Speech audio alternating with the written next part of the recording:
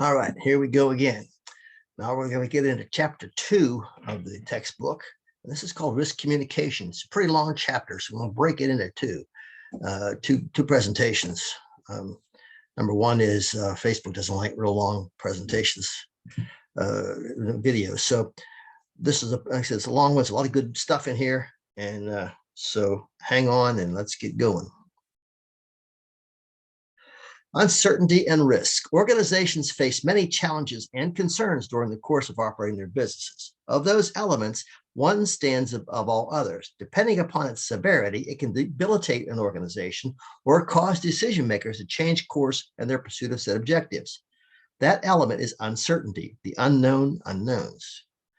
As the ISO 31000 risk management standard states, organizations of all types and sizes face internal and external factors and influences that make it uncertain whether and when they will achieve their objectives. The effect this uncertainty has on the organization's objective is risk. The definition from ISO 1000 says risk is the effect of uncertainty on objectives. The act of managing risk is recognized by those leading organizations as necessary in conducting business objectives. Each decision made by executives within successful organizations first requires an understanding of the associated risks, whether those risks present opportunity and potential gains or benefits, or potential harm and loss, consequences for the organization. As mentioned earlier, organizations have stated objectives, often written and communicated to their stakeholders. These objectives may include creating new products, expanding services, making, maintaining, or increasing profits. That's usually always an objective. And ensuring that health, safety, and the environment are protected. That should be an objective too. Various internal and external factors can influence an organization's ability to meet their stated objectives. Those effects in which the outcome can depart from expectations can be either positive or negative. Risk is universal. All things, including human actions or even inactions, have the potential for creating risk. In the financial world, risk can produce benefits such as increased value or growth in assets, opportunities for increased market share, and more efficient means of performance. From an OSH risk standpoint, risks are derived from exposure to hazards and are to be avoided, eliminated, and reduced to an acceptable level. Safe is the absence of unacceptable risk. It is the state in which OSH professionals, occupational safety and health risk professionals, strive to achieve and maintain throughout the efforts of operational risk management. That's what we try to do.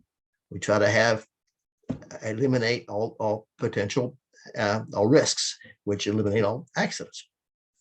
The communication of risk. What do we mean by the term communication?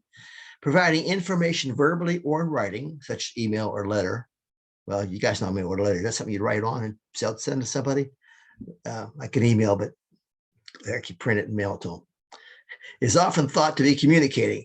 However, providing information does not always equal effective communication. This is a pretty important point here. Just because you email somebody doesn't really mean you've communicated with them. To analyze what is meant by communications, a review of the definition is required. The Business Dictionary defines communication as two-way processes of reaching mutual understanding in which participants not only exchange, meaning code and decode, information, news, ideas, and feelings, but also create and share meaning. In general, communication is a means of connecting people or places. In business, it is a key function of management. An organization cannot operate without communication between levels, departments, and employees. So what they hear, that makes a lot of sense. Communication isn't just that somebody's telling you something. It's two-way street. You come back and you share the meaning and everything else, not just the words. You have to understand, if people do something, if they don't understand what you're telling them to do, then that's not communication. To simplify, communication is a two-way exchange, sending and receiving information to achieve a mutual understanding. This requires both sides to actively listen, to hear and comprehend the meaning and intent of what is being communicated, and then to mutually verify that the message is received and understood. When it comes to risk, the act of communication is vitally important within an organization. So again, let that sink in a little bit. It has actively listen. Just because somebody's talking to you doesn't mean they're communicating with you. If you're not listening to them, that's not any good. That's not communication. Communication means two ways. A major provision of ISO 31000 is communication and consultation. This provision is defined as follows: continual and iterative process that an organization conducts to provide, share, or obtain information and to engage in dialogue with stakeholders regarding the management of risk. Iterative means repeating. Note 1, the information can relate to the existence, nature, form, likelihood, significance, evaluation, acceptability, and treatment of the management of risk. So they take there's a lot of things that can be included in the information. Note 2, consultation is a two-way process of informed communication between an organization and its stakeholders on an issue prior to making a decision or determining a direction on that issue. Consultation is a process which impacts on a decision through influence rather than power, and input to decision-making, not joint decision-making. Again, this is pretty important too here. A process which impact on a decision through influence rather than power. In other words, if you have somebody higher up in an organization telling somebody what to do, because they're the vice president, they're going to listen. That's not communication. That's if you're trying to tell somebody who's doing that job how to do it, and they know it's wrong. That's what they're talking about here. It's through influence. And now you can influence that person to do the job, right? Explain to them why they should do it this way or something like that. That's different, but not just telling them, you got to do this. That's not communication. Sometimes, people are hard-headed and you might have to get a little bit more stern with them sometimes, but that's a whole different issue here. But you have to really communicate with people. And again, both ways. You tell them to do something. How about ask them, what do you think of this? Instead of just say, hey, do this. Hey, what if we did it this way? And let them have some input. That's the best way to do it. So, an input to decision-making, not joint decision-making. In other words, it's everybody's putting an input. I'm not necessarily taking a vote on it, but everybody's going to get a chance to put their 2 cents in, so to speak. And I've said this in every class. The people that know more about the jobs out there in the plant, wherever it is the people doing the job. Talk to those people. Risk communication can be defined as the exchange of timely information and opinions concerning risk and related factors among internal stakeholders, risk assessors, risk managers, affected parties, etc., and external stakeholders, suppliers, contractors, investors, local community, etc. Its fundamental purpose is to facilitate a higher degree of understanding of the nature of the risk among affected stakeholders so that risk can be effectively managed to an acceptable limit. Fundamental purpose is to facilitate a higher degree of understanding of the nature of the risk. In other words, not just name it, let's understand it. In addition to ISO 31000, requirements for effective communication are included in virtually all national and international occupational health and safety management systems. I'm not going to read them all. Unfortunately, communication methods in many organizations are less than ideal. Failure to communicate, poor communications, and incomplete communication are often defined as major contributors to catastrophic events, such as the NASA Columbia Space Shuttle explosion, the BP Deepwater Horizon release, the 3 Mile Island nuclear power plant meltdown, and others. For instance, NASA's own investigation of the Columbia explosion found organizational barriers that prevented effective communication of critical safety information was a causal factor. Their own internal barriers.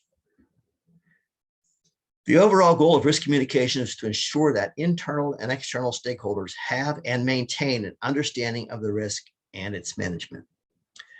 Designing the communication process. Specifically, risk communication should seek to develop and deliver timely, relevant, and effective information to appropriate stakeholders, promote consistency and transparency in decisions made to manage risk, enable and ensure stakeholder involvement in the process as appropriate, foster trust and confidence in the organization's risk management process, and improve the effectiveness and efficiency of the risk management process. Designing the communication process. To be effective, communication must be integrated throughout the risk management process and connected to all affected stakeholders, both internal and external. This is illustrated in the ISO 3000 risk management process model in figure 2.1, which is the next slide, where communications and consultation are linked to each of the steps in the process. The underlying message is clear. Risk communication is necessary for risks to be effectively managed within an organization. In other words, here's your communication, consultation, and then there's arrows going both ways in every step of this process. That's a very important concept there. Decision makers and stakeholders make judgment and decisions about risk based on their perceptions of the risk level of risk and uncertainty. Where have we seen level of risk and uncertainty before? And that risk matrix, right? To ensure all stakeholders have a clear and accurate understanding of the risk, an effective communication process should be established. Such a process should be designated to effectively facilitate the exchange of risk-related information to and from internal and external stakeholders. Risk communication methods should be designed to accomplish the following: clearly define and communicate responsibilities and accountabilities for stakeholders. In other words, you have to know who's going to do this, who's going to take care of this, whose responsibility of this. Determine and establish the internal and external context. Identify and capture relevant data. Verify the accuracy of the data. Refine data and provide appropriate and meaningful information to stakeholders. Deliver needed information to stakeholders and decision makers on a timely basis. Maintain appropriate confidentiality and personal integrity when sharing information. Ensure a continual exchange of information through feedback from stakeholders, and monitor feedback and remove any barriers to effective communication. Throughout the risk management process, an organization should ensure appropriate levels of communication and consultation occur with all stakeholders, internally and externally.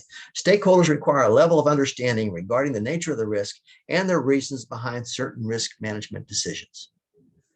In a global world, it should be recognized that some stakeholders may have different cultural backgrounds, values, assumptions, and perspective that affect their perceptions about the same risk, and that these perceptions will likely influence their judgments and decision-making regarding the risk. There are some cultures that are less open to sharing information about risk than others. Therefore, it is important to consider the culture, interests, and perceptions of internal and external stakeholders when constructing the risk communication and management process. When I worked in California, I was for the fiber processing plant, we had a division for Wellman. What was Wellman? Division in Ireland. It was called Wellman International. And we were directed to buy some fiber from them. The matter, it was way more expensive than we buy other places, but we were told that we had to do it, so we did. And so I was in charge of getting it in here, ordering it. And they would never ship it on time. They would never communicate with us. They would never tell us ever. So I said to them, I says, look, here's what I need. You tell me when you can get this here. Because I didn't care if I got it or not, because I get it from someplace else. So I was doing my job by trying to get it from them. So, and they would, okay, you set the schedule, and they set the schedule up, and they still didn't adhere to it. And they didn't communicate with it. They were really nice people to talk to. They're wonderful people, but they just were terrible at communicating. Elements of effective risk communication depend on what it is to be communicated and to whom. The risk communication dialogue should be initiated by the organization's top management and continued throughout the process. As part of the risk dialogue, information regarding 1, the nature of the risk, 2, the potential benefits and costs, 3, the level of uncertainty, and 4, the risk management options is shared and exchanged with various stakeholders during the process. These 4 categories of risk communication are illustrated in figure 2.2, excuse me, page 38, and shown in the next 4 slides. Nature of the risk, characteristics of the risk, magnitude and severity, likelihood, increasing or decreasing, distribution, duration, what population is at risk, excuse me, benefits, actual benefits or expected, who benefits, balance points between benefits and costs, magnitude and importance, and total combined benefits. Uncertainties, methods to assess risk, importance of uncertainties, weakness of data, assumptions are used, sensitivities of assumptions. Sometimes you make assumptions, and be careful about the assumptions. Risk management options, risk reduction options, justification, effectiveness, benefits, cost, who's going to pay for it, and remaining risk after you've done something, the residual risk. So nature of identified hazards and their risks, characteristics of the hazard, information regarding the hazard type, biological, chemical, physical, etc., its description, source, triggers, or causes for exposure. That's a characteristic of the hazard. What type of hazard is this? Is it a chemical hazard? Is it physical? Severity of the risk, estimated worst credible case, and the degree or magnitude of harm that could credibly occur from exposure to the hazard. So you have to estimate the worst credible case. during a process hazard analysis, one of the things that was in there, I forget, it was an airplane crashing on the plant. And I said, I talked to our consultant. I says, come on, we're not in a flight path of anything. There's no air. I mean, we're in Fort Smith here, and there's no airplanes. If we were in a flight path of an airport, planes are going over the hell all the time. I said, well, that's valid, but there's no planes going over us here. I mean, it's ridiculous. And he agreed and took it out of there. Says, why are we even talking about something like this? So the worst, it wasn't credible. That case of an airplane crashing on the planet really wasn't credible. I mean, come on, you can't look at everything that's under the sun, you know. So, urgency of the situation, degree of concern in relationship with other risks, and the level of action required. So it may require an accelerating process of escalating decision to top management. So is this something that has to be moved along quickly? It's urgent. Trending of the risk, information on the trajectory of the risk over a period of time and whether the risk is increasing or decreasing. In other words, you've had maybe in a case could be you've had more accidents on this particular piece of equipment or doing this particular job. Boy, it's trending. It's going up all the time. So you need to look at this now. Likelihood of exposure to the hazard, information on how often the exposure may occur within the organization, including a determination or estimation of its probability of likelihood. Likelihood may include frequency of the occurrence or activity, statistical or historical data indicating a quantitative probability, past experience or industry experience in similar exposure, or other factors. Here we go, industry experience again. If you can, talk to other safety people in your industry. Go to conferences if they have them. Go to local conferences even if they have them. So try to rub elbows with other people in the safety business, even if it's not exactly your industry, but let's say forklifts, forklifts, they have forklifts. Okay, you don't have to be the same industry. You both have forklifts. So that's a common thing you can talk about. And safety people are pretty sharing. Nobody's going to get really mad if you use something they're doing or they want to borrow something you're doing. They're pretty good about sharing it because we all have the same goals in our job. Every day we come to work, we want to keep our people safe. But that's why you want to get as much as much information as you can about whatever it is you're working on, and especially if it's within your type of organization that you have. Extent, distribution, and duration of exposure, information on the extent of the exposure when it occurs, and how many parties or assets it may affect. This may include the time period the exposure is expected to last when exposure occurs. For example, occupational health exposures to chemicals or musculoskeletal disorder risk factors, and the number of workers exposed. Amount of exposure that constitutes a significant risk. The determined level where the risk is considered unacceptable by the organization based on the risk criteria, an acceptable risk level, or as low as reasonable practicable, ALARP.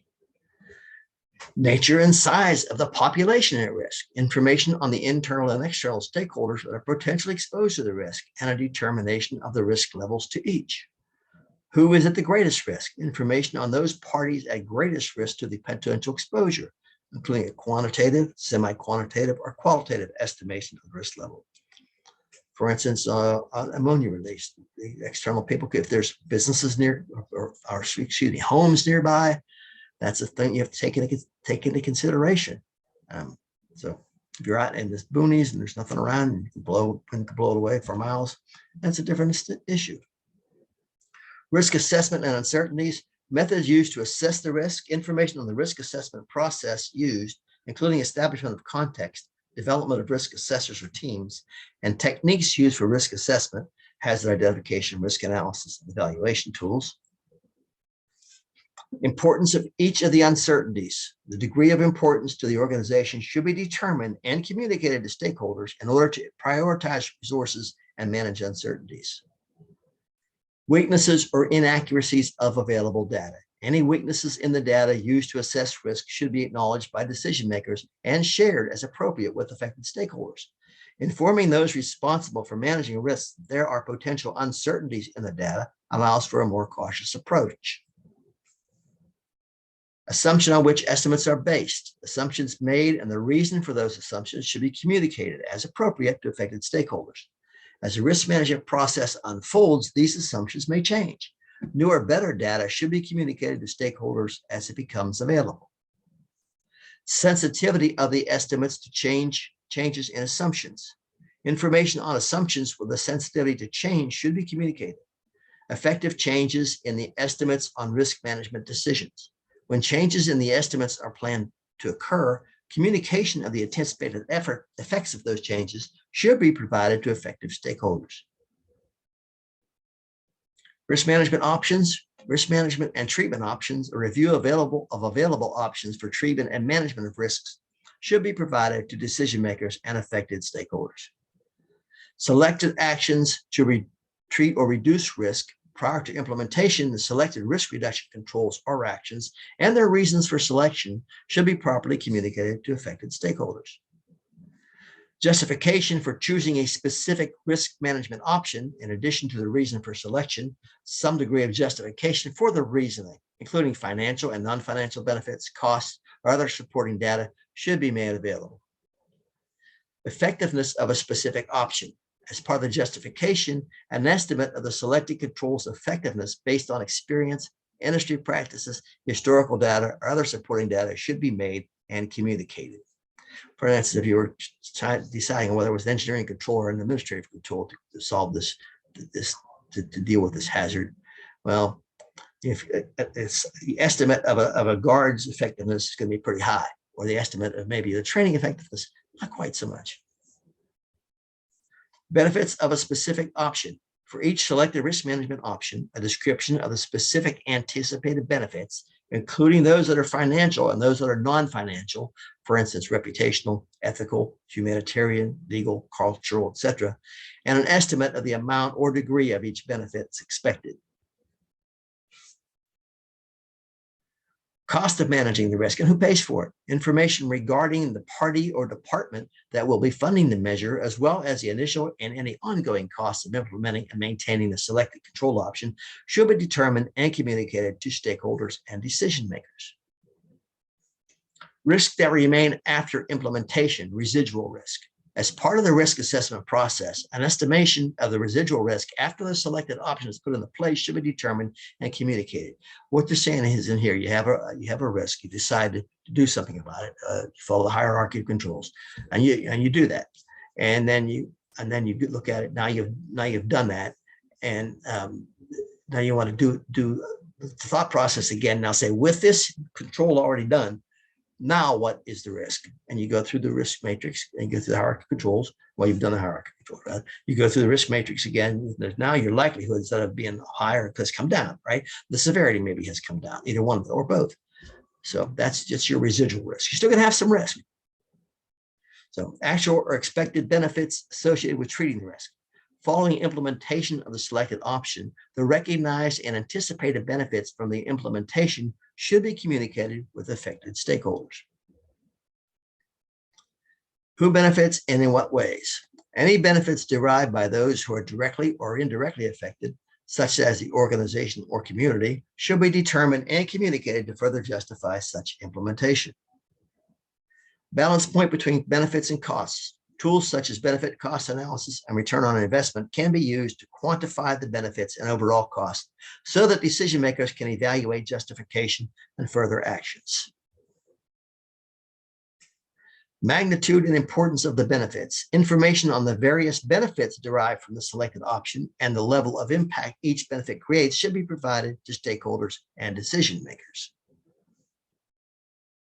Total benefits to all affected populations. The combined sum of benefits from the selected option should be determined or estimated and communicated to stakeholders and decision makers. Financial benefits can be more easily totaled, while non-financial benefits require some qualification and explanation. Risk communication and the Occupational Safety and Health Risk Professional. Sound technical knowledge of occupational safety and health risk management principles and practices is a fundamental necessity for professionals in the safety field. In addition to having such knowledge, OSH risk professionals must be risk communicators and able to successfully explain the concepts and processes of risk assessment to all levels of stakeholders.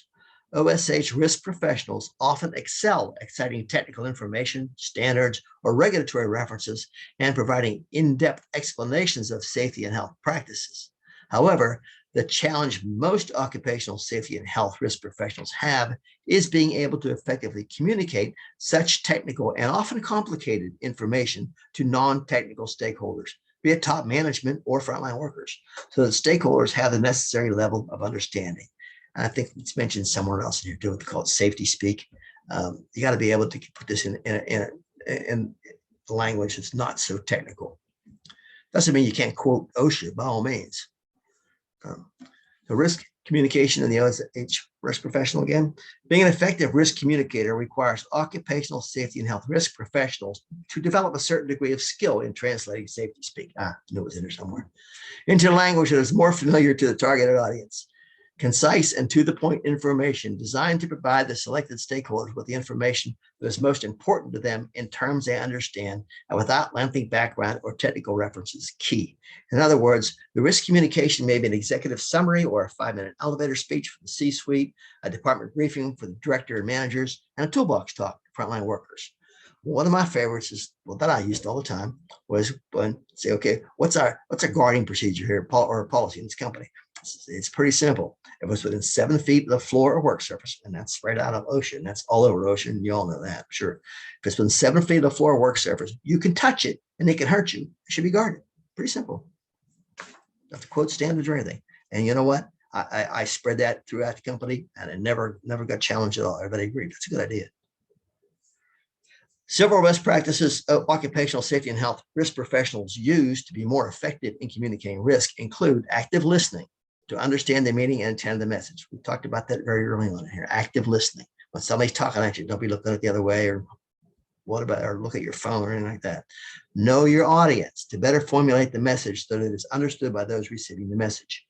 Select the proper scope and context based on the audience. Select the content of and level of detail in the message. Simplify and summarize the message. Distill the data down to the essential information. Knowing your audience is important. You got to know who you're talking to when you communicate. Deliver in multiple modes. Provide communication in multiple modes, such as verbal, written, visual illustrations, and models, depending on the audience and type of message.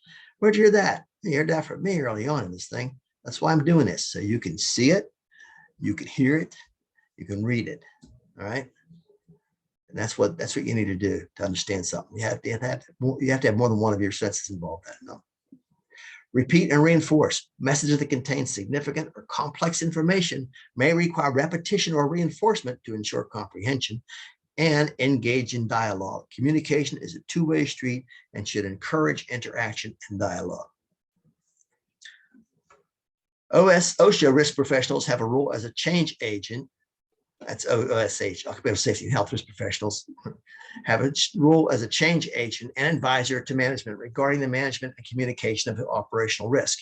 It is critical that the fundamentals and principles found in ISO 31000 be adopted and well understood by those providing occupational safety and health risk counsel. For occupational safety and health professions, there are a number of risk management tools available to facilitate effective risk communication. Figure 2.3 on page 41, and the next slide illustrates some of these tools and methods. Risk communication tools: plan, do, check, act model, risk-based decision-making, risk assessment triggers, brainstorming, Delphi technique, interviews, surveys, focus groups, workshops. And due to the length of this presentation, as I said before, we're going to do it in 2 parts. That's the end of part 1. So don't go away. Well, you can't go away if you want to. There's going to be 2 separate parts. You can look at them whenever you want to. So there's a lot of stuff in this. There's a lot of stuff in this whole course, but there's a lot of stuff in this chapter too that's really good. So please listen to this video, active listen to me when I'm talking to you, and read the book, please. And of course, be safe.